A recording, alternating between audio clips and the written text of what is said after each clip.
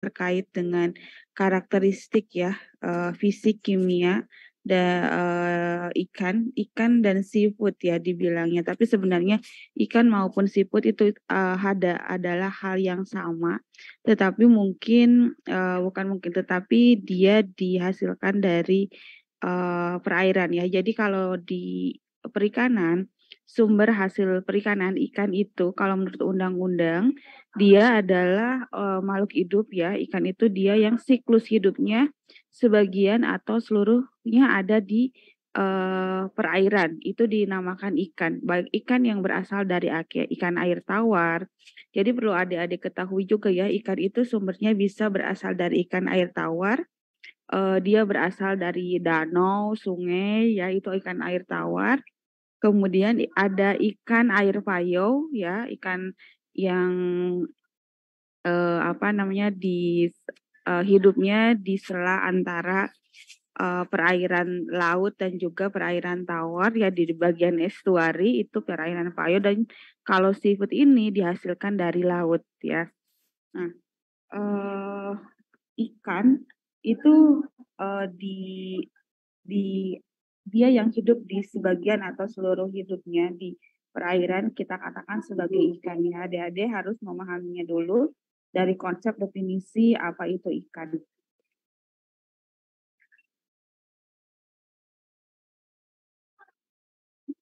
Oke, nah ikan ya. Nah untuk ikan sendiri ya, kalian juga harus, memahaminya ya.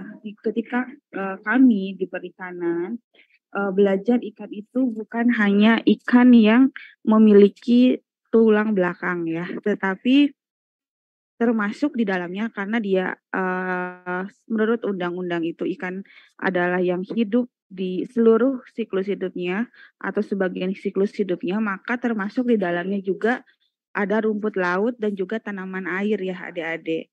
Nah untuk, finfish ini adalah ikan yang, bertulang belakang, ikan sejati ya. Termasuk di dalamnya finfish ini bertulang sejati ada ikan yang biasa adik-adik temui ya, ada ikan salmon, nah ini ikan laut, ikan mas, ini ikan air tawar, ini adalah salah satu contohnya. Nah ikan kakap, ikan tuna ini adalah ikan yang bertulang sejati, jadi dia ada ruasnya, ada ruas punggungnya di belakangnya ya. Nah, di air tawar juga Mas sebenarnya ini adalah contoh hanya sederhana saja. Kalian tahu jenis-jenis ikan nggak? Enggak tahu ya. Nah, harusnya tuh di perikanan ada yang namanya ichtiologi adik-adik. Jadi, mereka yang semester 1 itu belajar terkait dengan ichtiologi dulu sebelum belajar terkait dengan pengolahan ikan. Nah, mudah-mudahan kalian sehari-hari ada yang suka makan ikan kan?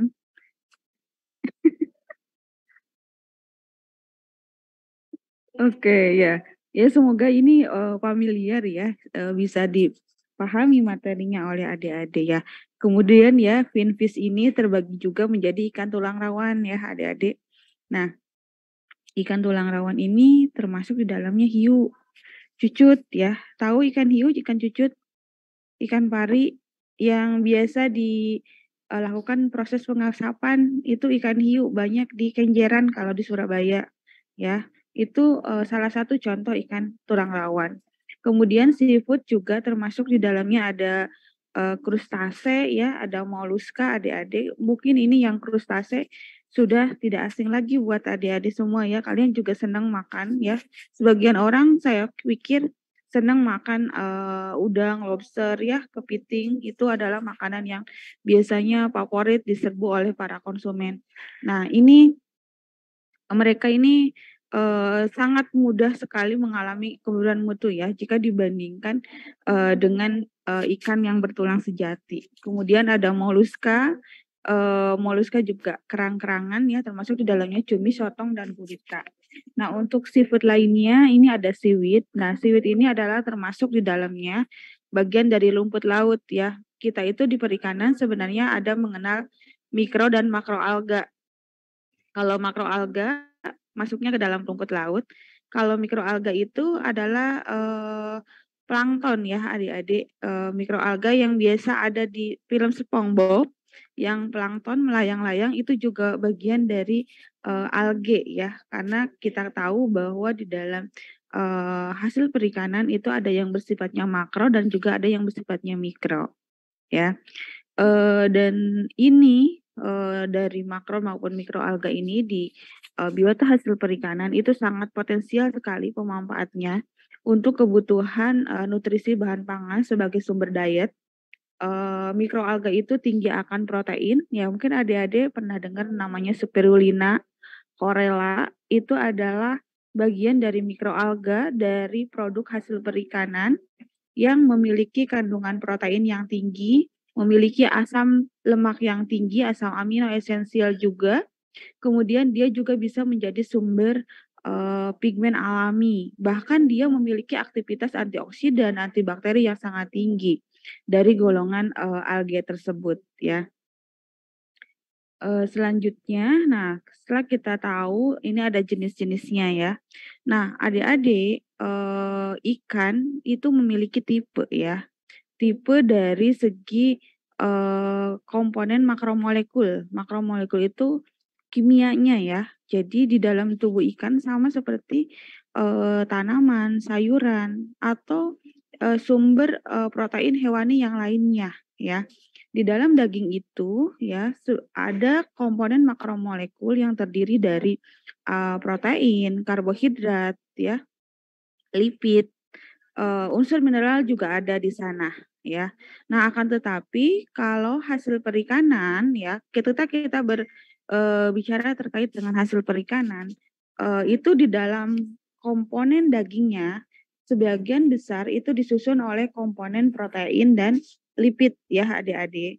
Tetapi mostly di dalam daging ikan itu komponen terbesarnya itu biasanya adalah protein ya, protein. Nah, ikan itu yang kita bisa dapatkan, kita konsumsi, mereka memiliki komponen yang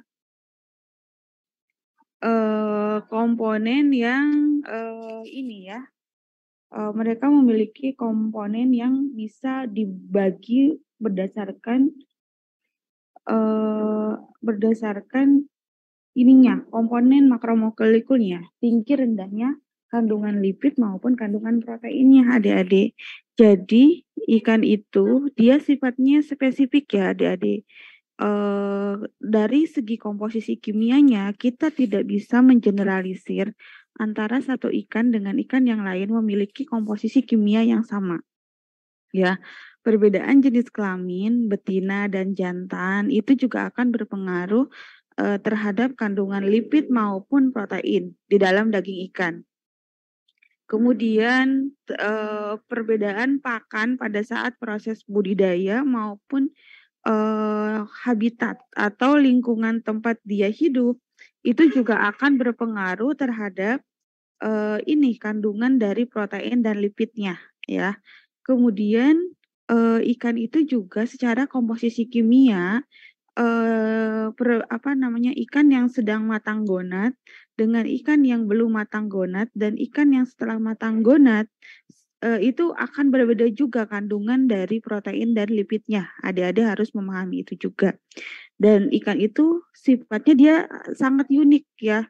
Di mana dia ditangkap, di mana dia hidup itu akan berpengaruh terhadap komposisi kimianya ya. Kemudian juga selain tempat habitat misalnya di musim panas atau di musim dingin ya, itu berpengaruh terhadap komposisi kimia lipid maupun oil yang dihasilkan di dalam dagingnya itu. Ya, adik-adik. Kemudian ikan itu ada tempat habitatnya ya. Jadi ada yang hidup di dasar perairan, ada yang hidup di kolong perairan atau di permukaan perairan. Ikan yang hidup di dasar perairan itu cenderung mereka memiliki daging putih dan cenderung komposisi nilai proteinnya akan lebih tinggi ya pada dagingnya. Jadi dominantly di dalam produk daging ikan yang hidup di dasar perairan pada umumnya dia akan memiliki kandungan protein yang tinggi. Sedangkan ikan-ikan yang hidup di kolong perairan ataupun di bagian permukaan perairan seperti tuna ya, ikan-ikan yang bermigrasi, mereka akan cenderung memiliki warna daging yang merah ya. Dan mereka juga akan cenderung memiliki kandungan lipid yang tinggi. Karena lipid yang tinggi di dalam daging mereka itu akan mereka gunakan untuk pergerakan yang aktif ya, migrasi dari satu tempat dari satu osean ke osean yang lain.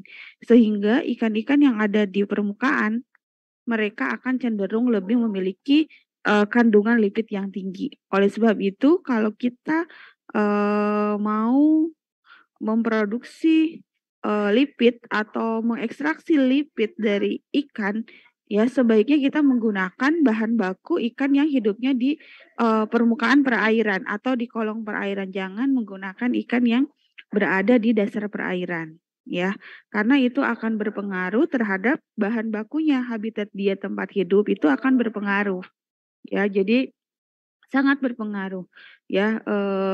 Di Indonesia kita termasuk negaranya negara tropis adik-adik. Negara tropis itu mereka cenderung ya secara alami, secara biodiversitas banyak sekali spesies yang bisa kita hasilkan dari perairan Indonesia. Akan tetapi dari segi jumlah kita terbatas ya. Sehingga kalau adik-adik mau mendirikan usaha hasil perikanan di Indonesia, adik-adik harus mampu mencari alternatif bahan baku yang sifatnya dia sama antara bahan baku yang adik-adik gunakan dalam menghasilkan sebuah produk ya. Nah, kalau di luar negeri yang mereka 4 season ya, mereka itu memiliki varietas yang lebih sedikit, tetapi jumlah yang dihasilkannya itu lebih banyak. Seperti itu. Nah, ini biasanya ya untuk komposisi kimia protein itu biasanya 15 sampai 20 ya. Kalau lipid biasanya 5 sampai 10 gitu, di bawah 10, di bawah 15 gitu ya. Ada juga yang lebih 15 kalau dia komposisi oilnya high ya. Tetapi maksimum biasanya untuk komposisi lipid pada eee pada ikan itu 15%-an ya. Dan itu biasanya kita dapatkan dari ikan-ikan yang hidup di permukaan ataupun ikan-ikan yang hidup di di tropis juga mereka memiliki kandungan DHA, EPA dan asam omega 3 ya, yang lebih kompleks ya. Karena mereka sumber omega 3-nya itu bisa didapatkan dari plankton yang menjadi sumber makanan buat mereka. Jadi di dalam tubuh ikan sebenarnya mereka tidak bisa mensintesis omega 3, omega 6 ya dalam saturated fatty acid yang rantai panjang minyak tak jenuh ya. Nah, sebenarnya omega 3, omega 6 itu didapatkan dari makanan ikan, dan itu disintesisnya asam lemak omega 3, omega 6 itu disintesis di dalam tubuh mikroalga. Mikroalga itu menjadi sumber makanan buat ikan-ikan yang hidup di permukaan atau di kolong perairan, dan dari sumber makanannya itu maka akan terbentuklah omega 3, omega 6 itu di dalam tubuh ikan tersebut ya. Seperti itu. Nah, adik-adik semua, di sini kalian bisa melihat dari PPT yang saya share-kan. Tadi saya sudah mention ya, setiap jenis ikan tergantung juga habitatnya, tergantung juga tingkat kematangan gonad, umur dari ikan, jenis kelamin, ya pakan yang diberikan, itu akan berpengaruh terhadap komposisi kimianya ya, termasuk di dalam protein, lemak, dan karbohidrat. Bahkan termasuk di dalam kandungan mineral yang ada di dalam daging ikan tersebut ya. Ini dicontohin ya adik-adik. Ikan tembang ini adalah ikan air laut. Nilam merah ini ikan air tawar. Udang, ya udang itu ada yang hidup di air tawar dan juga ikan udang di air laut. babi ya, tahu ya bulu babi adik-adik? Yang ada durinya itu. Nah, dalam bulu babi itu tinggi akan asam amino ya. Mereka juga memiliki protein yang tinggi. Itu bisa menjadi sumber diet dan bahkan bisa menjadi sumber makanan fungsional. Nah, untuk teripang ini timun laut ya. Mudah-mudahan adik-adik tahu yang seperti apa bentuk teripang. Patin ya, ikan air tawar dan jangilus juga bagian akan. Nah, kita bisa lihat adik-adik, berbeda jenis ikan, habitatnya dia ya, itu akan berpengaruh terhadap kandungan protein maupun lipid yang ada di dalam eh, dagingnya tersebut ya. Bahkan kandungan mineral juga berbeda-beda ya. Dari sini kita bisa melihat bahwa adik-adik ketika mau menggunakan ikan nantinya ya, kalau kalian kan jurusan gizi ya. Nah, tentunya untuk aplikasi makanan atau untuk aplikasi produk-produk yang bisa menjadi sumber gizi ke depannya ya, adik-adik mengembangkan produk dari situ, kalian harus tahu dulu karakteristik dari produk, harus tahu dulu bahan baku ikan-ikan ini. Kalian mau ambil apanya sih? Kalian mau ambil proteinnya kah? Kalian mau ambil lipidnya? Kalian mau ambil mineralnya? Atau kalian juga untuk rumput laut itu mau diambil antioksidannya kah? Atau sumber antimikrobanya, senyawa-senyawa fenolik kah? Nah, itu harus dilihat dulu jenis rumput lautnya, jenis ikannya ya untuk pengembangannya itu. Jadi untuk hasil perikanan karena mereka memiliki sifat karakteristik bahan yang unik, spesifik tergantung dengan lingkungannya, habitatnya ya, kapan mereka ditangkap.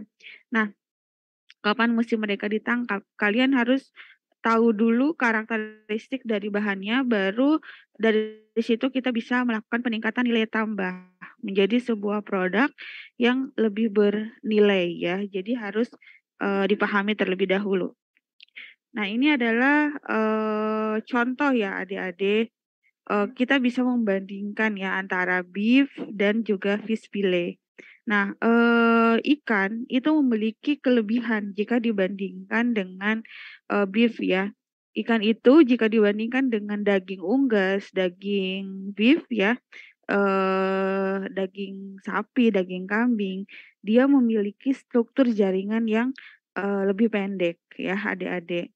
Selain dia juga memiliki kandungan protein yang lebih tinggi jika dibandingkan dengan beef, dia juga memiliki keunggulan yang lain, yaitu mudah sekali dicerna di dalam tubuh kita karena dia memiliki serat yang lebih halus ya. Sehingga apa dampaknya ketika dia memiliki serat yang lebih halus? Dampaknya itu adalah dia akan di dalam sistem pencernaan kita ya, dia akan mudah diserap oleh usus ya, dan daya penghancuran ya, apa namanya, di dalam sistem sirkulasi makanan kita di dalam tubuh, tentunya dia akan lebih mudah dan tingkat penyerapan absorpsi zat gizi, nutrisi pastinya yang dari ikan akan lebih banyak jika dibandingkan dengan beef ya, seperti itu. Jadi ikan itu memiliki keunggulan adik-adik karena mereka juga selain mudah dicerna, kandungan proteinnya yang cukup tinggi juga jika dibandingkan dengan sumber daging yang lainnya. Dan saat ini karena kolesterol juga rendah ya kalau di ikan finfish ya adik-adik, jenis finfish, maka ini bisa menjadi sumber diet yang baik untuk kesehatan ya. Dari ikan juga banyak mengandung sumber-sumber asam amino, baik asam amino yang esensial maupun yang non esensial ya. Dari ikan lebih kompleks jenis asam aminonya dan ini bisa menjadi salah satu keunggulan. Bahkan dari ikan sendiri dia bisa menjadi sumber asam lemak ya, asam lemak jenuh tak jenuh, dan itu asam lemak sendiri itu dia dibutuhkan ya, baik untuk kita ya adik-adik semua yang masih dalam perkembangan ya seperti sekarang, untuk mikir kebutuhan otak ya, omega 3 omega 6 sampai kita dewasa ini juga masih dibutuhkan. Kemudian ibu-ibu hamil, perkembangan janin, kemudian anak-anak nanti pendamping ASI, dan itu bisa memicu perkembangan otak mereka dan daya kecerdasan mereka ya, dengan adanya sumber lipid, sumber asam lemak yang bisa didapatkan dari hasil perikanan. Bahkan ikan itu dia juga membuat tubuh menjadi lebih sehat ya dari kolesterol, kemudian juga dia dengan mengkonsumsi ikan yang banyak, umur seseorang itu akan lebih lama. Contohnya saja di Jepang mereka banyak sekali mengkonsumsi ikan, tinggi sekali tingkat konsumsi ikannya. Maka tingkat kematian dan tingkat umur dari seseorang yang hidup di Jepang karena mereka banyak mengkonsumsi ikan itu akan lebih lama karena ikan itu baik sebagai nutrisi bagi kebutuhan tubuh kita, baik jantung, otak, dan berbagai macam organ yang lainnya. Nah, adik-adik, tadi saya sudah mention ya di awal kalau di dalam protein, di dalam komponen daging ikan, itu sebagian besar adalah komponen protein ya, lebih dominan proteinnya. Nah, protein ini di dalam tubuh ikan dibagi menjadi 3 komponen ya, adik-adik. Jadi ada yang namanya protein struktural. Protein struktural ini terdiri dari aktin, miosin, tropomiosin, dan aktomiosin. Ini konstituennya itu terdiri dari 70 sampai 80% di dalam komponen daging ya. Nah, kalau adik-adik tahu ya, kita sering sekali mengkonsumsi makanan jelly product ya dari daging ikan. Nah, itu sebagian besar itu adalah protein ini yang membentuk jelly.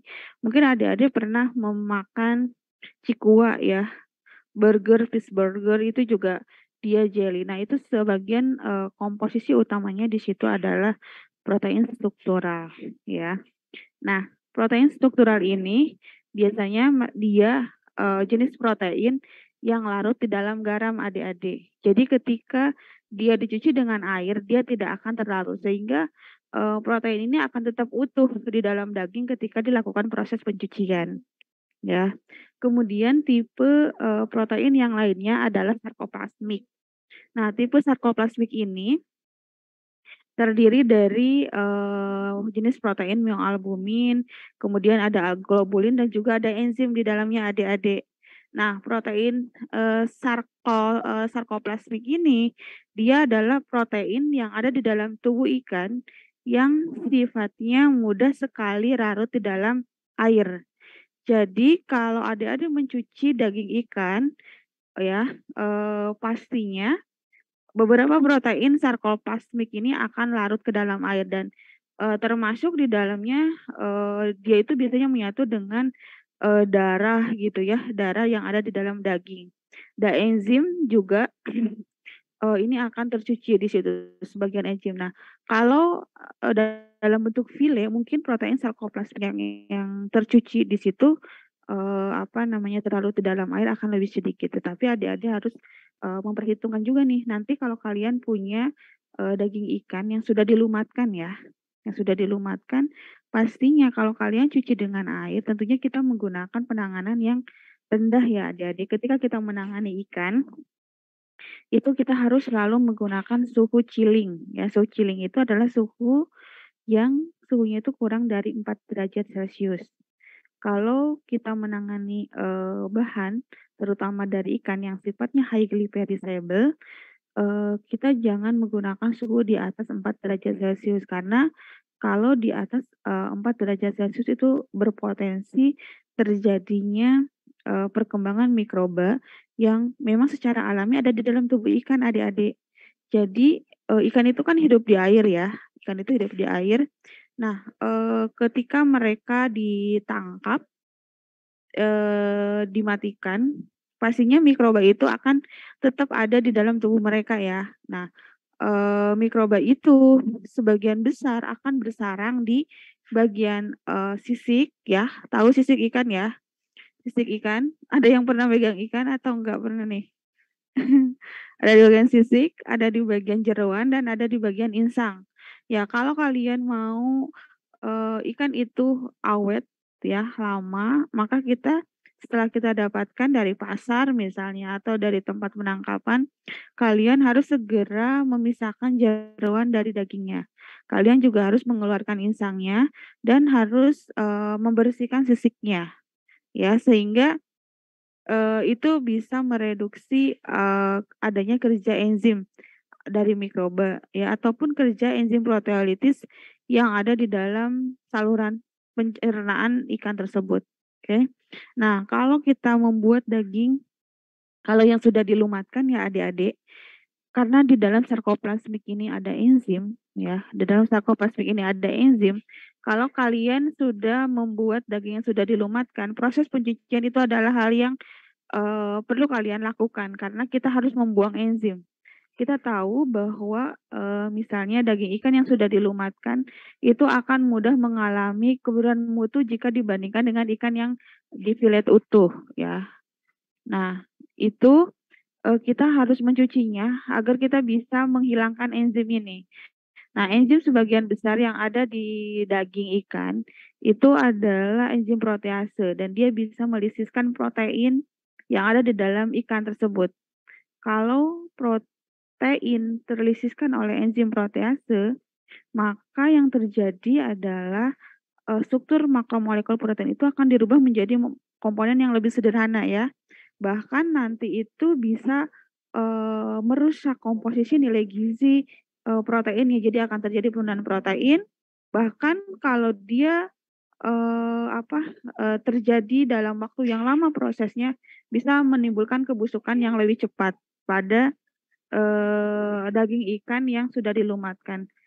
Bukan berarti pada daging ikan yang difile juga tidak terjadi kemudahan mutu, tetapi karena luas permukaan daging ikan yang sudah difile dengan luas permukaan daging ikan yang masih, yang sudah dilumatkan itu lebih luas permukaan yang daging ikan yang sudah dilumatkan, sehingga enzim itu akan lebih mudah bekerja menguraikan protein di daging ikan yang sudah dilakukan, proses, pengecilan ukuran menjadi, daging lumat ya. Jadi kalau kalian punya daging lumat sebaiknya, agar dia lebih awet itu dilakukan proses pencucian dengan menggunakan air dingin ya adik-adik. Sehingga umur simpan si daging lumat itu dia lebih, lama jika dibandingkan dengan, kita tanpa mencuci dan warna daging itu masih merah ya. Oke, kemudian, jenis, protein yang ketiga di dalam daging ikan itu adalah connective tissue. Ya, connective tissue ini dia termasuk di dalamnya kolagen ya adik-adik. Nah, jenis, connective tissue ini dia lebih sedikit ya, komponen yang lebih sedikit, jenis protein yang ada di dalam daging ya. Nah, kita juga biasanya mengekstraksi kolagen ini dari daging bisa.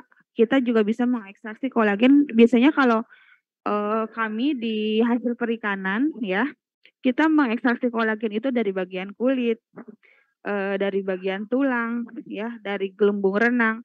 Sehingga kolagen ini bisa kita isolasi, kita bisa manfaatkan untuk kebutuhan farmasi maupun, farmasetikal maupun kosmetikal ya. Adik-adik tahu kolagen kan ya? Banyak sekarang serum-serum itu menggunakan kolagen ya. Untuk mengencangkan kulit, membantu memperbaharui kekenyalan dari kulit kita sehingga kulit kita itu tetap, elastis itu dengan adanya serum, dengan menambahkan kolagen.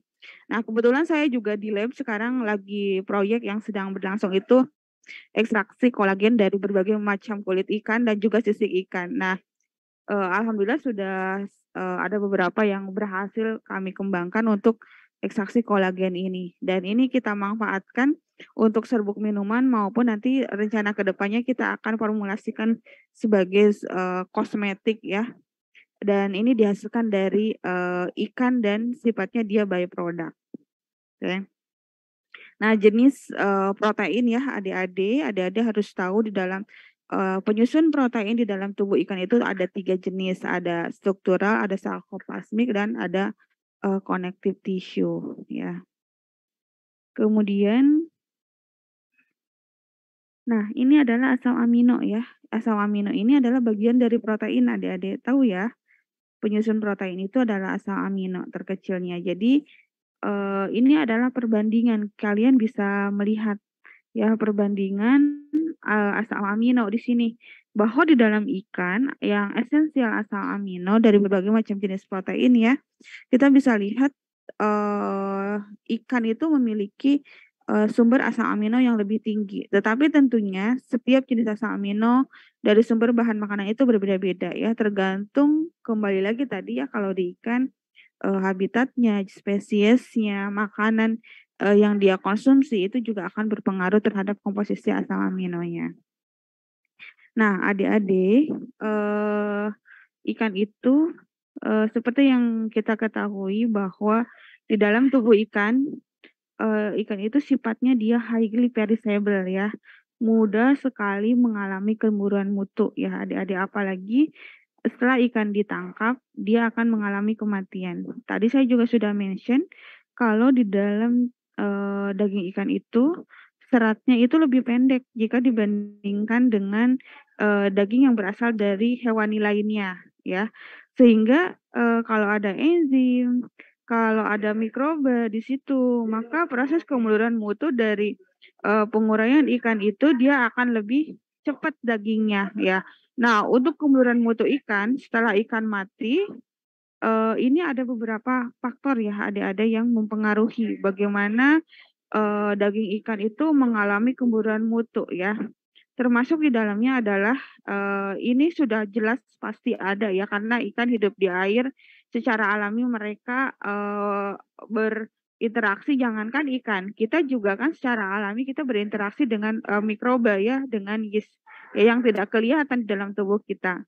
Nah, ini juga berpengaruh. Jadi, proses penanganan, baik, handling ya, handling setelah ikan mati baik di kapal, di pasar, atau kita saat preparasi harus benar-benar memperhatikan sanitasi hygiene ya, sanitasi hygiene, hygiene itu adalah bagi kita yang bekerjanya sanitasi itu termasuk di dalamnya ada air yang digunakan untuk proses pencucian, kemudian alat-alat yang digunakan, untuk proses preparasi itu harus dijaga dari sumber kontaminasi ya adik-adik, itu dari aktivitas mikroba karena mikroba itu, dia sangat potensi rentan, terjadi di dalam tubuh ikan dan dia bisa, dengan sangat cepat, menguraikan makromolekul ya termasuk protein, lipid di dalam tubuh ikan menjadi komponen yang lebih sederhana bahkan,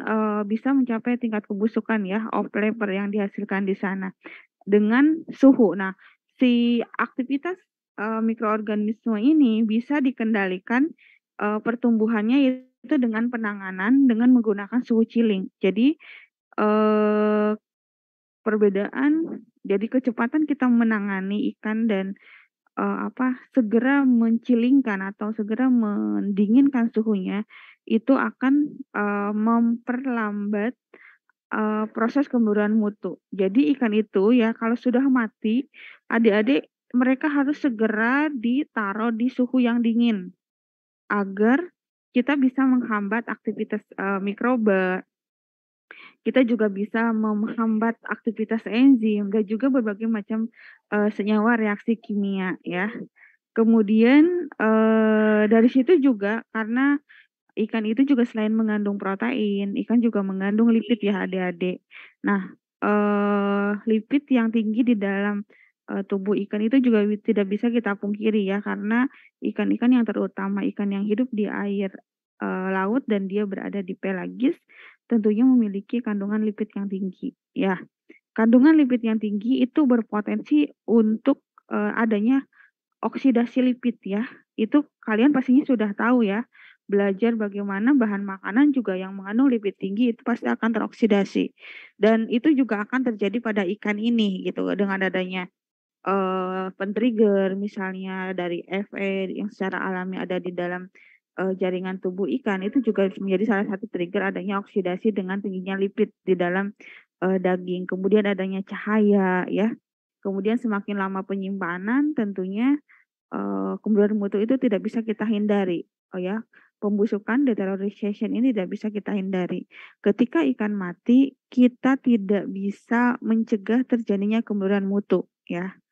Yang kita bisa lakukan ketika ikan mati adalah menghambat proses kemunduran mutu, yaitu salah satunya dengan penanganan menggunakan suhu dingin dan juga menerapkan sanitasi hygiene dan good manufacturing practices pada proses pengolahan dan good handling practices pada setiap proses penanganan, ya.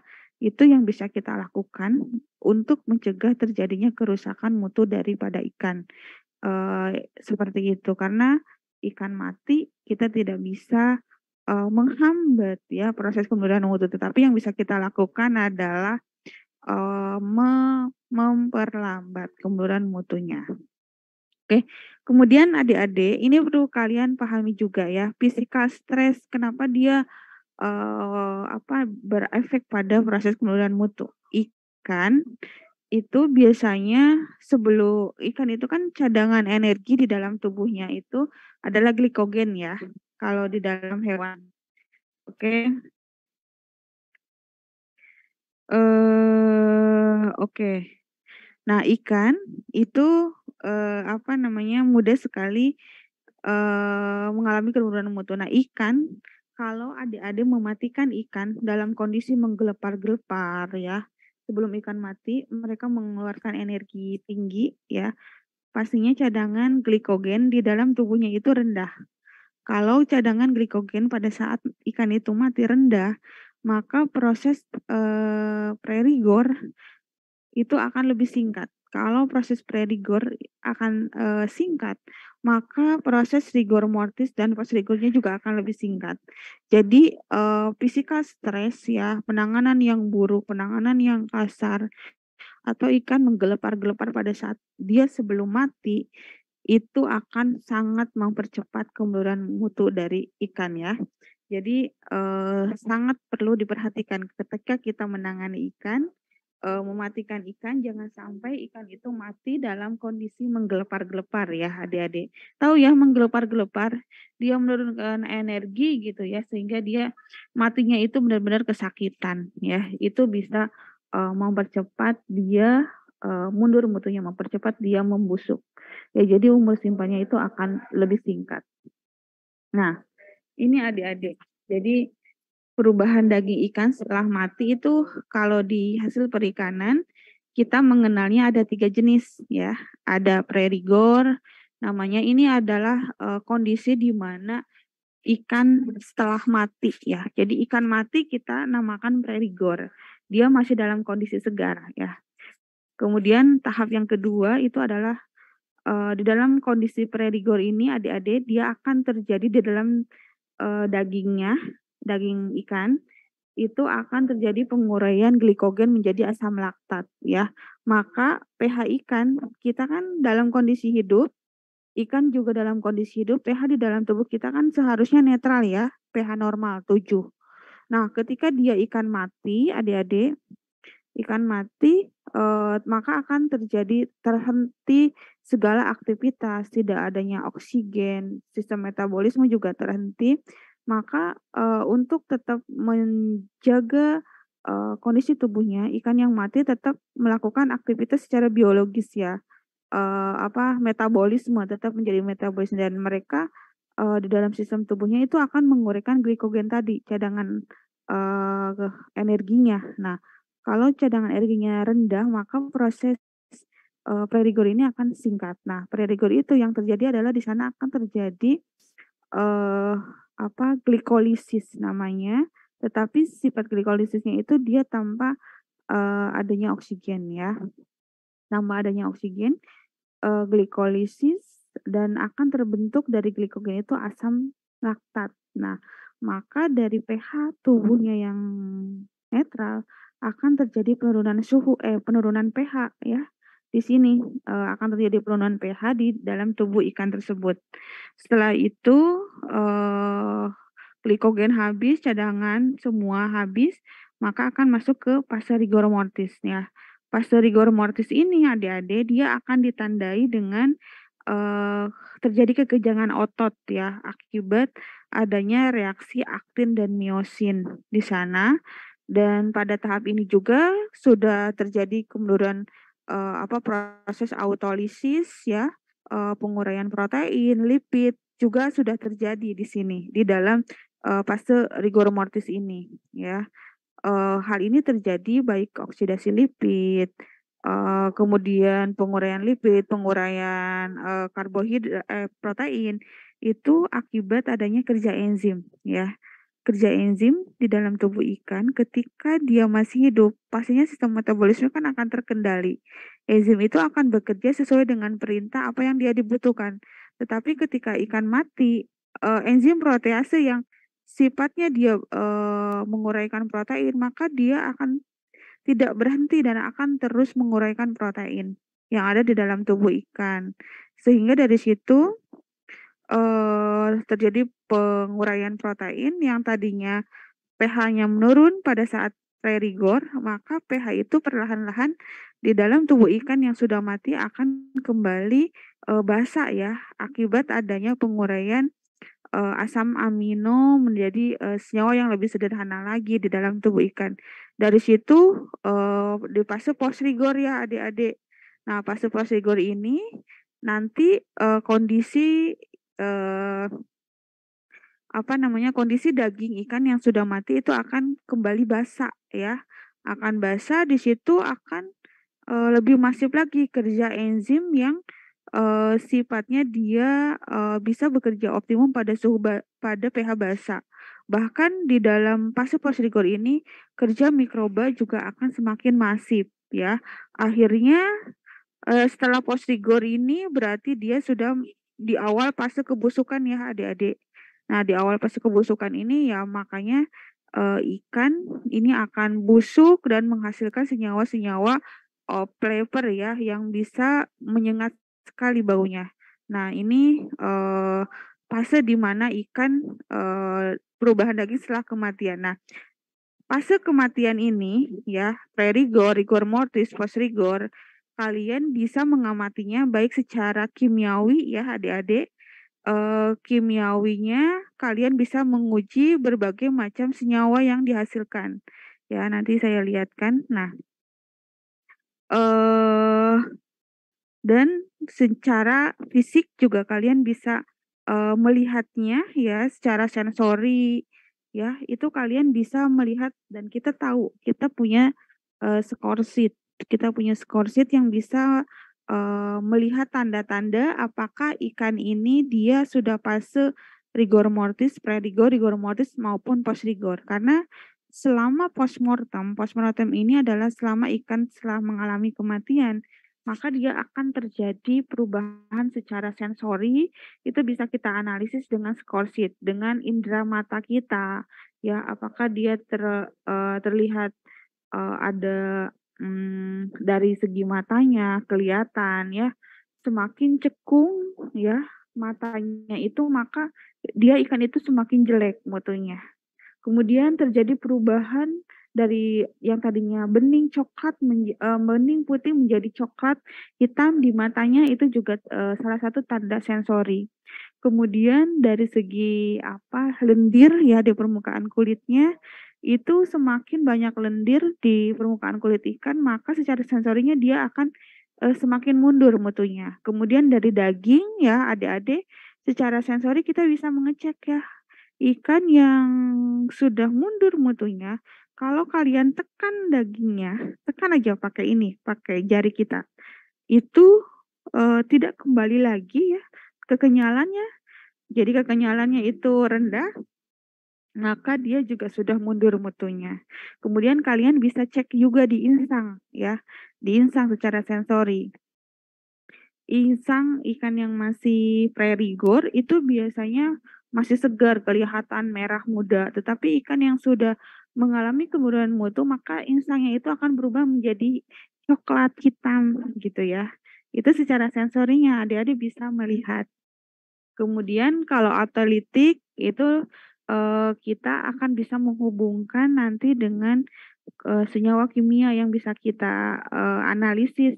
Begitu juga dengan bakteriologi, hidrolisis lipid ya, kita bisa menguji total volatile base, kita bisa menguji, thiobarbiturate acid ya, untuk melihat, eee, autolytic bakteriologi activity maupun hidrolisis activity.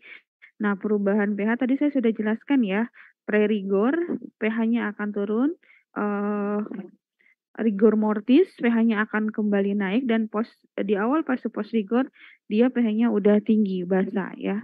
Kemudian perubahan, protein dan kita juga bisa menghitung, perubahan water holding capacity. Apa itu water holding capacity? Adalah kemampuan pengikatan air di dalam daging ikan.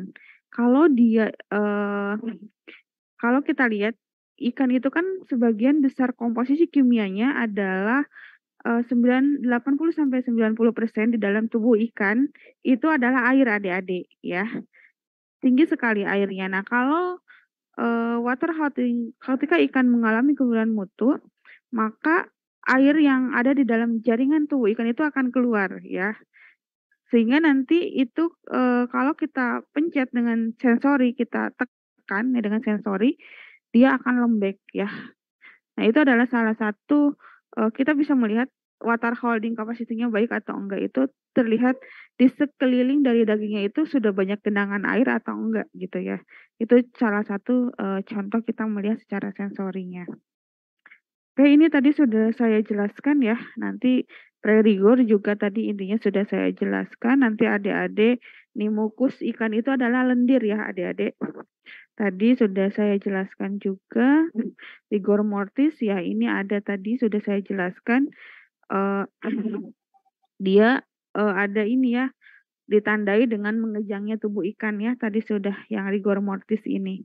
Jadi nanti, ini silakan untuk detailnya adik-adik baca kembali, tetapi intinya, tadi sudah saya mention ya.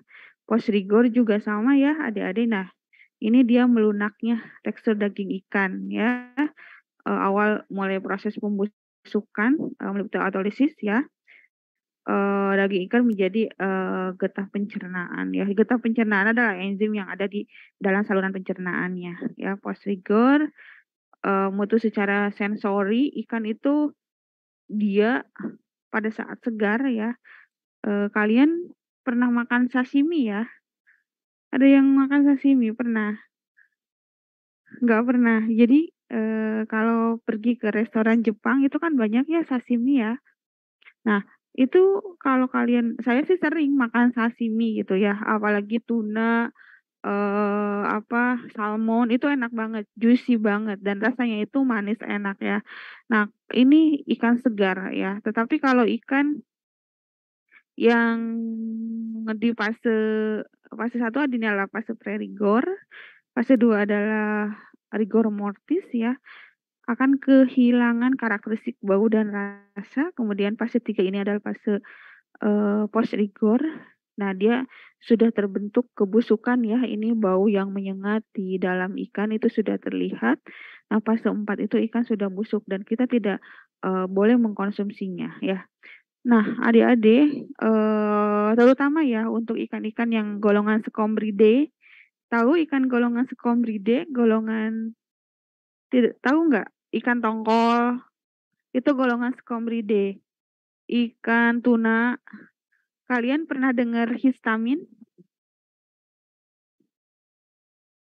Histamin itu adalah, dia secara alami ada di golongan Scombridae adik-adik. Jadi kalau tingginya kandungan histamin di golongan Scombridae, itu ada kadar maksimumnya 50 miligram, 50 ppm kayaknya maksimumnya, di dalam bahan pangan yang akan kita olah. Karena histamin itu harus, hati-hati ya adik-adik untuk golongan Scombridae, jangan sampai kalian, punya ikan, kemudian kalian taruh di, kulkas ya, refrigerator lebih dari 4 hari, terus belum kalian masak ya, itu, berpotensi mengandung histamin, terutama golongan Scombridae. Bagi orang-orang yang sensitif, itu bisa menimbulkan ruam di tubuhnya, bisa meninggalkan ruam ya, gatal-gatal atau pipi bengkak dan lain-lain. Itu banyak sekali, respon imun yang, diinikan. Jadi jangan sampai kalian mengkonsumsi ikan, yang sudah disimpan lama terutama dari golongan Scombridea itu pasti, mengandung histamin yang tinggi dan itu bisa, menjadi sumber alergenik dan, menyebabkan gatal di dalam tubuh kita ya, hati-hati. Nah ini adalah fase-fasenya ya adik-adik tadi sudah, saya jelaskan. Nah eee, untuk case study untuk ikan kod ya, dan dia disimpan di suhu 0 derajat Celcius. Dan dia hanya bisa bertahan, sebelum fase kewusukan ya, fase 4 ini 12 hari ya, tapi dia masih, bertahan 6 hari di sini, ya 6 hari untuk akhir fase rigor mortisnya ya. Biasanya kita udah fase post rigor di sini dia mutunya udah nggak bagus sehingga kita bisa adik-adik harus mampu mengidentifikasi jangan sampai nanti kalian, sumber nutrisi, sumber nilai gizi gitu ya, kalian menggunakan ikan yang sudah di fase 3 ini. Nah, apalagi golongan Scombridea itu benar-benar harus dicek ya karena di situ ada alergen yang namanya histamin ya, itu bisa menyebabkan ruam dan gatal-gatal di dalam tubuh kita, tapi tidak semua ikan menghasilkan alergen ya. Oke, ini adalah, uji kualitatif ya, adik-adik nanti bisa membacanya. Jadi tadi saya sudah menjelaskan kalau untuk melihat proses pembuahan mutu kita bisa melakukan uji sensori, uji, fisik, kimia, dan uji, mikrobiologi. Nah, kimia dan biokimia tentunya ini, di tempat kalian juga belajar ya terkait bagaimana kalian melakukan metode non sensori ya, uji kimia, banyak yang bisa dilakukan. Nah, tadi, untuk melihat apakah ikan itu masih segar atau tidak, kita bisa melakukan uji total volatil base ya. Nah, komponen utama yang diuji di situ adalah, amoniak, trimetilamin, sama dimetilamin ya. Ini Nah, ini ada batas penerimaannya berapa ya adik-adik, ini bisa, kita lihat. Kalau dia di atas ini berarti daging ikan ini, sudah tidak baik mutunya, tapi kalau masih di bawah 20 sampai 30 miligram per 100 gram daging ikan, maka dia masih bagus mutunya. Oke, ini contoh, perhitungannya. Nah, kita juga bisa tahu nih, kalau kita menguji total volatil base ini komponen utama yang diceknya adalah amonia ya, tadi ada amonia dan, dimetilamin, trimetilamin. Nah, ini kita bisa melihat ya, kalau kurang dari 10 berarti dia masih segar, kalau kurang dari sama dengan 10 ikan segar dan, ikan masih layak dikonsumsi dan tidak layak dikonsumsi ya. Jadi kita bisa melihat, menganalisis dari, segi, kimianya di sini. Nah, kita juga bisa melihat ya parameter amoniaknya adik-adik, trimetilamin. Nah, trimetilamin juga ini ada korelasinya nanti dengan total plate count ya, total, plate count, TPC-nya tapi tergantung dari dari bakteri yang ada di situ. Nah, fisik, ya secara fisik kita bisa menguji pH, ya tadi saya sudah jelaskan ya pada saat, pre-rigor pH menurun, rigor mortis dia akan naik lagi, post rigor dia akan, pada fase basa ya. Kemudian tekstur ya, kita bisa melakukan tekstur, fisik ini dengan, analyzer ya, tekstur analyzer. Kita bisa, melihat tingkat elastisitas ya, dari daging ikan dan kita juga bisa secara sensori dengan menekan dengan jari, apakah dia mudah sekali untuk kembali pada saat setelah ditekan ataukah dia tidak kembali. Nah, itu juga menjadi salah satu, cara untuk melakukan pengukuran tekstur. Oke, untuk mikrobiologi kita bisa melihat berapa jumlah koloni ya, total plate count-nya ya 10 pangkat 5, 10⁻6, 10⁻8. Biasanya di, bahan baku kita, tentukan standar bahan baku itu 10⁻5. Kalau bahan bakunya udah melebihi 10⁻5 biasanya, kita reject ya, dan itu tidak, bagus lagi. Nah, untuk sensori ya adik-adik, ini adik-adik bisa melihat ya, ini durasi untuk, berbagai macam spesies ya, berapa lama dia mengalami rigor mortis. Jadi, tentunya kondisinya tuh ada yang stres, ada tidak stres. Pastinya ya, secara singkatnya dari, tabel ini, ikan yang dimatikan atau ikan mati dalam kondisi stres, maka dia akan, fase rigor mortisnya itu akan lebih cepat ya, maka dia akan lebih cepat mengalami keburuan mutu ya, ikan yang stres ya. Dan, tentunya beda ikan yang kecil, ikan yang besar, itu juga berpengaruh ya. Ikan besar itu biasanya, mereka lebih lama tingkat kemudahan mutunya jika dibandingkan dengan ikan kecil. Semakin kecil ikan, tingkat rigor mortisnya akan lebih, sedikit, lebih relatif lebih, tidak lama jika dibandingkan dengan ikan yang berukuran besar.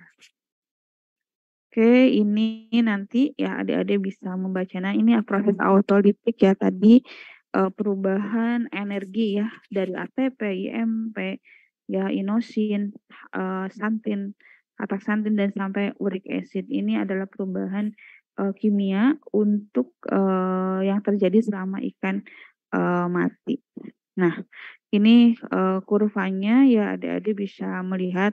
Jadi nanti itu karena autolitik ini dia akan terjadi siklusnya seperti ini dan produk akhirnya adalah uric acid yang sangat bau, tidak sedap ya, bau urea ya, nanti bisa terlihat ya dari sini.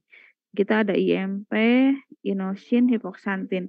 Nah, ketika IMP-nya rendah ini kan substrat awal ya, maka unsur yang lain itu akan meningkat. Jadi itu proses kemudahan mutu pembentukan senyawa-senyawa itu akan berurutan ya, akan berurutan seperti ini ya. Jadi dari ATP akan berubah menjadi IMP, akan berubah menjadi inosantin ya, hipoksantin, santin dan uric acid. Kalau ATP-nya sudah nggak ada berarti IMP-nya akan meningkat. Kalau IMP-nya sudah nggak ada berarti hipoksantin, santin itu akan meningkat. Kalau sudah meningkat di santin dan hipoksantin dan uric acid, maka dia sudah ikan ini mengalami kemudahan mutu yang sangat parah ya. Oke, nah ini mikroorganisme, biasanya kita untuk produk-produk hasil perikanan bahan baku baik dalam bentuk raw material ya, karena, untuk mencegah terjadinya oksidasi atau perubahan mutu, hidrolisis, enzim, karena memang kita tahu bahwa di dalam ikan itu secara alami ada, mikrobiologi, maka kita biasanya, selain, menggunakan suhu dingin atau proses pembekuan, kita juga melakukan, pengemasan ya agar ikan itu bisa bertahan lebih lama. Oke, nah ini adik-adik beberapa jenis organisme ya, jenisnya apa, kemudian, hasil penguraian ya senyawa off flavor yang dihasilkan itu apa. Nanti silakan adik-adik bisa, mempelajari ini ya, tipe-tipe, eee, komponen yang, menandakan terjadinya kebusukan di dalam daging ikan akibat adanya kerja dari mikroba ya. Nanti, silakan bisa dipelajari lebih lanjut oleh kalian. Nah, oksidasi ini, common ya terjadi adik-adik dari lipid. Nah, kemudian ketika kita tahu ikan itu mudah sekali mengalami kemudahan mutu ya adik-adik, mudah sekali mengalami kemudahan mutu.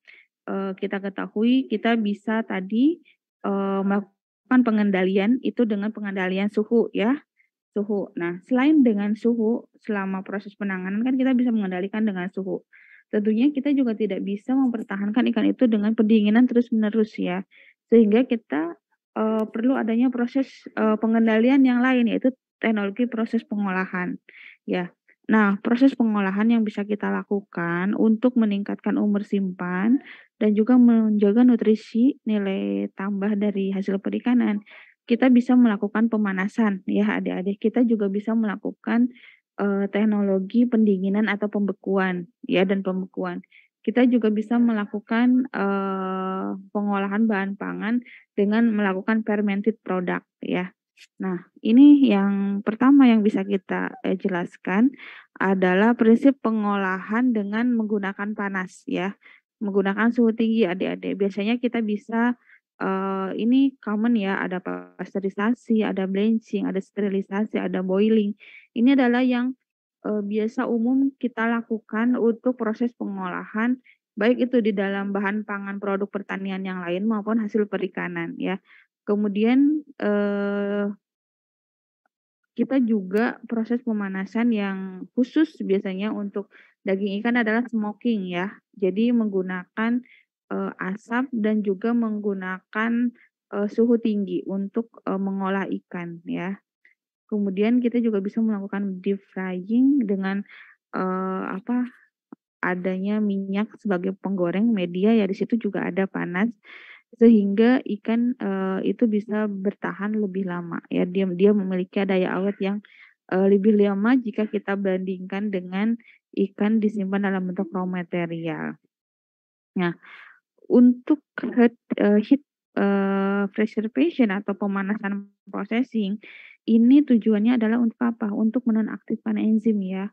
Kemudian, menonaktifkan mikroba yang dominan dan juga mencegah, terjadinya, proses reaksi kimia maupun fisik ya adik-adik. Kemudian tujuan dari pemanasan juga untuk produk, ikan, ya ini adalah membuat tekstur ya. Tekstur ketika kita sudah memanaskan, produk maka teksturnya itu akan lebih, bersahabat dengan lidah kita ya. Dia akan lebih lembut, kemudian juga, kita bisa bandingkan ikan yang, kita konsumsi dalam kondisi masih mentah, dengan ikan yang sudah dilakukan pemasakan dengan panas, maka dia juga memiliki daya palatability yang cukup tinggi, daya terima di indah pengecap kita juga lebih bagus ya. Nah, ini adalah salah satu tujuan, dari pemanasan ya. Jadi kemudian, selain itu beberapa, ikan itu biasanya dikalengkan ya. Nah, produk kaleng itu sangat rentan dengan adanya potensi bahaya dari Clostridium botulinum. Ya, adik-adik. Nah, melalui proses pemanasan ya, pada saat proses pengalengan itu juga bisa menghancurkan racun yang ada di, mikroba mikroba patogen maupun pada mikroba pembusuk ya. Sehingga, tentunya, melalui proses pemanasan ini kita, hasilkan ya sebuah produk dengan daya penerimaan yang baik dan tentunya kita juga harus memperhitungkan nilai gizi ya. Bagaimana teknik atau cara pengolahan yang baik itu juga harus diperhitungkan. Kemudian selain kita mementingkan kualitas, mutu, kita juga harus melihat daya keamanan pangan ya. Keamanan pangan dari, produk ikan yang kita hasilkan. Nah, pasteurisasi ya biasanya dilakukan pada suhu 60 sampai 70 derajat ya. Ini biasanya dipasteurisasi adalah kerang oyster ya, kita lakukan pasteurisasi adik-adik. Kemudian ini juga ada blanching ya, blanching ini dia hanya dilewatkan saja pada suhu, didih titik terdidih tertentu dan ini, eee apa namanya, dia hanya, proses, menginaktifkan enzim dan blanching ini mirip dengan pasteurisasi. Nah, ini adalah perbedaan ya adik-adik, blanching dan pasteurisasi.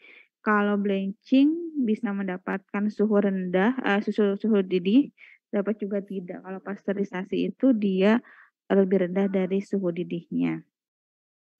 Ya, kalau pasteurisasi termasuk di dalamnya produk perikanan ya, ada susu rajungan kaleng.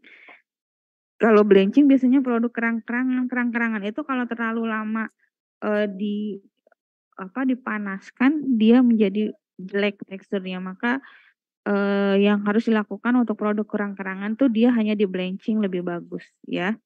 Kemudian waktu, pasteurisasi itu lebih lama ya. Kalau blanching itu hanya dilewatkan saja. Dan tujuannya sama ya, mengaktifkan enzim pembentuk tekstur pencerah warna. Dan juga kalau pasteurisasi itu lebih membunuh mikroba.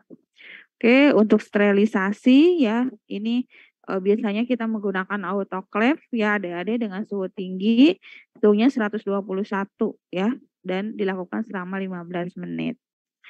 Oke, nah untuk jenis pengolahan lainnya, untuk ikan itu kita melakukan proses pengeringan ya. Nah, ikan dikeringkan banyak sekali ya, ikan kering. Kalian pastinya sudah sering ya menemukan ikan kering, ikan asin. Nah, itu adalah proses pengeringan, adanya penjemuran di bawah sinar matahari, atau kalau sudah modern kita bisa menggunakan oven dan diatur dengan suhu tertentu ya.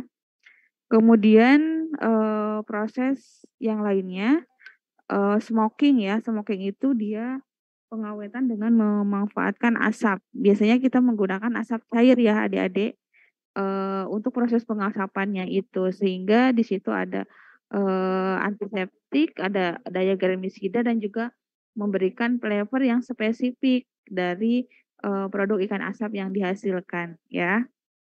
Dan pengasapan juga ada 2 teknik, ada pengasapan dingin, ada pengasapan panas. Kalau pengasapan dingin biasanya kita menggunakan asap yang dalam bentuk cairan ya. Kemudian kalau pengasapan panas kita biasanya menggunakan suhu kayu bakar untuk mengasapkan itu pembuatan ikan asap tersebut ya. Nah, kemudian kita juga bisa melakukan pemanasan dengan deep frying ya, dengan penggorengan. Ini adalah metode yang common, umum, pastinya adik-adik tahu juga. Tentunya dengan proses penggorengan itu bisa meningkatkan warna, rasa, aroma yang khas daripada bahan. Kemudian juga dengan adanya penambahan lipid di dalam bahan pangan, tentunya produk yang kita hasilkan itu bisa lebih juicy ya, lebih juicy dengan adanya lipid ya. Dan tentunya untuk deep frying ini cocok untuk semua berbagai bahan pangan, dan juga dia akan menghasilkan warna dan bentuk yang seragam. Nah, selain pemanasan, untuk pengawetan ikan, ini kita juga bisa melakukan teknik pendinginan dan pembekuan ya.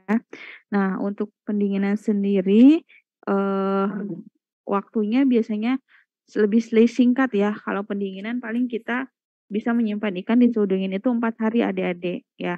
Oleh sebab itu, kalau pendinginan dia hanya menekan laju perubahan kimia ya, memperlambat atau mengurangi laju mikroorganisme dan juga mencegah kerusakan yang lainnya. Oleh sebab itu ya, maka teknologi yang lebih bisa dimanfaatkan untuk menjaga umur simpan ikan itu lebih lama, lebih dari 2 tahun ya, biasanya kita melakukan proses pembekuan adik-adik untuk produk ikan. Dan proses pembekuan ini cirinya adalah kita harus mencapai suhu pusat dari produk yang dibekukan itu minus 18 derajat Celcius. Ya, sehingga kalau suhu titik tengahnya minus 18 derajat Celcius, si produk ikan ini dia bisa bertahan sampai 2 tahun. Ya, dia bisa hidup sampai bertahan umur simpannya sampai 2 tahun sehingga produk ini bisa dikomersialisasikan, bisa diekspor sampai ke mancanegara ya. Jadi kalau kita mau mengekspor produk hasil perikanan ke mancanegara, maka salah satu teknik yang bisa kita gunakan untuk proses pengawetannya itu yaitu dengan proses pembekuan ya. Oke, kemudian ini adalah berbagai macam teknik ya, refrigerasi, ada pendinginan dan pembekuan. Sebenarnya untuk pertemuan ini teknik-teknik ini kita punya mata kuliah sendiri ya adik-adik. Tapi untuk di sini kita adik-adik cukup mengetahui aja ya bagaimana apa yang bisa kita lakukan untuk teknik pendinginan dan bagaimana apa yang harus kita lakukan untuk teknik pembekuan. Nanti silakan kalau kalian tertarik belajar terkait dengan ini bisa cari informasi lebih lanjut. Nah, kemudian teknologi lain yang bisa kita gunakan untuk mengawetkan ikan adalah fermented product ya adik-adik. Nah, ini di Jawa Timur banyak sekali ya fermented product, baik kecap ikan, saus ikan ya. Nah, ini kita bisa melakukan pengawetan ikan dengan melakukan fermented product. Nah, biasanya fermented product itu dia memiliki acceptable yang tinggi, kemudian menggunakan cost yang relatif lebih rendah, kemudian mudah preparasinya, safety, dan juga dia meningkatkan digestibility ketika nanti dikonsumsi oleh konsumennya, dan juga meningkatkan absorptibility ketika nanti dikonsumsi oleh konsumennya. Nah, untuk produk fermented sendiri ya, dia kita bisa menghasilkan produk fermented ikan itu dalam bentuk utuh, ikan utuh, misalnya contohnya ikan peda ya, itu adalah salah satu fermented food. Nah, atau kita juga bisa mendapatkan fermented food itu dalam bentuk pasta ya. Contohnya adalah apa yang suka kalian makan itu yang warnanya hitam, lupa, yang sama gorengan. Apa ya? Petis, Bu. Oh iya, nah itu. Saya soalnya jarang makan itu, jadi lupa namanya. Bukan jarang, saya nggak suka itu, nggak makan itu. Jadi petis ya. Nah, itu adalah salah satu fermented product ya yang ada di lingkungan kalian. Kemudian juga terasi, itu juga fermented product ya yang ada di lingkungan kalian. Kemudian yang dalam bentuk cairan ya, biasanya liquid, itu terhidrolisis sempurna ya dari daging ikan ataupun dari jeroan ikan. Kita bisa menghidrolisis asam amino, mengisolasi asam amino di situ, bisa menjadi saus tiram, saori, atau saus kecap ikan yang lainnya ya. Sebenarnya banyak sekali adik-adik produk yang bisa kita kembangkan, tetapi ini adalah saya baru di sini mengupas, memberitahu secara permukaan ya, teknologi apa yang bisa kita kembangkan untuk memperpanjang umur simpannya. Tetapi sebenarnya masih banyak lagi produk-produk lain perikanan jenis dan macamnya ya. Kalau kalian nanti berminat mau riset dengan saya di Fakultas Perikanan dan Kelautan, saya juga mengembangkan aktif kompon ya dari berbagai macam byproduct hasil perikanan, dari kolagen, kemudian ekstraksi spons dan lain-lain ya. Silakan adik-adik bisa bergabung dengan tim saya di perikanan. Oke, itu saja dari saya adik-adik untuk pertemuan hari ini. Ada yang mau ditanyakan atau didiskusikan?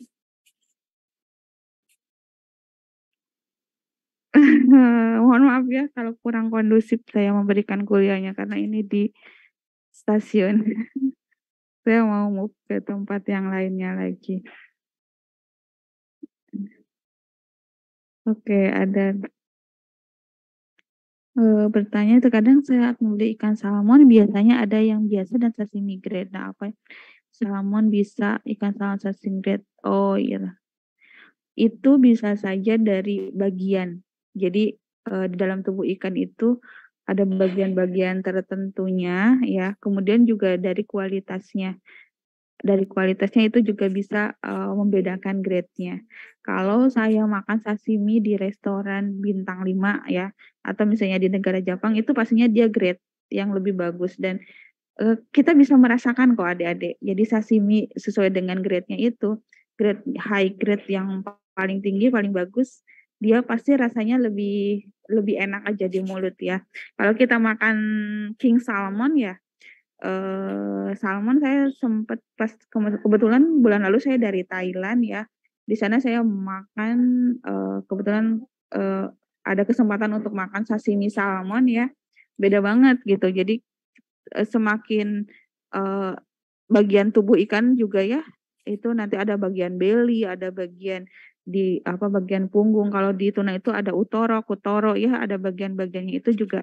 Itu berpengaruh terhadap rasa palatability yang ada di dalam tubuh kita, di dalam indera pengecap kita, dan grade-nya juga ditentukan apakah ini dia bagian utama daging, itu juga ada penggradannya gitu. Yang biasa pastinya dia bisa saja dari bagian pinggir dia masih dalam bentuk ikan utuh, tetapi ada grade. Jadi pas kita memotong itu kan ada bagian tertentu yang utama gitu. Nah, yang grade biasa bisa saja sisa-sisanya dari yang pemotongan yang utama dengan slice yang lebih bagus gitu, kayak gitu. Setiap proses itu ada pasti namanya byproduct-nya. Nah, bisa saja yang byproduct dari daging yang produk utamanya itu dikatakan dengan grade yang biasa gitu. Tetapi pastinya orang menyajikan sashimi, mereka harus menjamin bahwa produk itu masih dalam bentuk segar dan dia aman untuk dikonsumsi jauh dan tidak mengandung mikroba yang membahayakan di sana. Itu saya makan sashimi di Sushiro sini sama di tempat di luar negeri itu pasti beda rasanya. Makanya saya biasanya nggak berani sih kadang-kadang makan ikan yang kalau dia nggak fresh banget gitu untuk sashiminya. Jadi harus pilih-pilih juga kita kalau tempatnya di mana, jangan sampai ya preparasi ikan yang dalam bentuk mentah ternyata lingkungan tempat penyajiannya itu suhunya tinggi ya adik-adik. Jadi kita harus lihat bagaimana mereka menyajikannya juga, apakah dilapisi dengan es selama proses penyajian dan menjamin suhunya dingin selama proses penyajian juga itu harus dilihat. Karena mikroba itu kita tahu sendiri ya, dia pertumbuhannya sangat cepat sekali gitu. Beda kok standar yang kita bisa lihat ya di mana kita mengkonsumsi sashimi. Tapi usahakan kalau dia preparasinya nggak bagus ya, terutama dia rantai suhu dinginnya tidak dilihat, itu kalau saya sih lebih baik menghindari mengkonsumsi makanan mentah gitu di tempat-tempat seperti itu karena itu potensi bakterinya cukup tinggi. Tapi kalau dia penatangan hygiene-nya bagus, kemudian penanganan suhu dinginnya juga bagus, ya nggak masalah kita mengkonsumsi sashimi. Apalagi kita tahu bahwa ada grade-nya ya. Biasanya itu lebih berpengaruh terhadap kualitas ya juga dari grade tersebut. Oke, gimana Mas Agung? Cukup ya?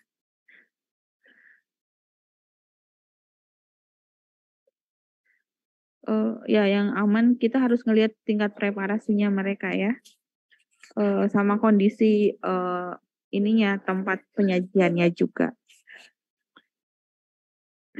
Oke, ada lagi? Kalau tidak ada, kita akhiri ya pertemuan hari ini. Terima kasih atas waktunya. Selamat beraktivitas kembali adik-adik semua. Assalamualaikum warahmatullahi wabarakatuh.